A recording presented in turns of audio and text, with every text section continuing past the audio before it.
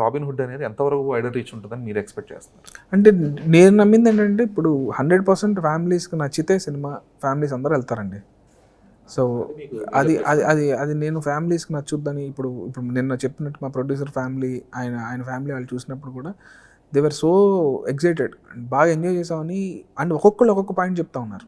చిన్నపిల్లలు ఇద్దరు ఉంటే ఆ అమ్మాయికి ఒక పాయింట్లు చెప్తుంది, అబ్బాయి ఇంకో పాయింట్లు చెప్తున్నాడు. సో అది నాకు చాలా హ్యాపీ అనిపించింది. ఎందుకంటే ఈ ఒక్క సీన్ బాగుందని అందరూ హోల్ అండ్ సోల్ యునానిమస్గా చెప్పి ఓకే అదొక్కటే అని మిగతా గురించి మాట్లాడకపోతే నేను లోపల అరే మిగతా కూడా రాసాం కదా, మిగతా కూడా వర్కౌట్ అయ్యి మనం ఫీల్ అయ్యాం కదా అని ఒకటి ఉంటుంది.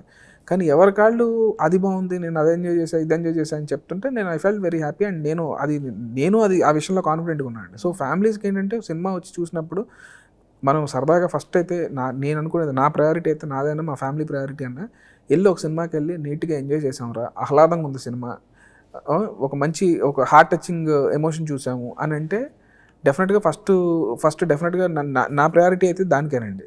సో అది అడ్వాంటేజ్ అవుతుంది, ఆ ఎడ్జ్ ఉండొచ్చు. ఎందుకంటే ఈ స్పెసిఫిక్ 4 ఫిల్మ్స్లో అన్ని వర్గాల ప్రేక్షకులు వీళ్ళు చూడాల్సిన సినిమా కూడా రాబిన్ హుడ్.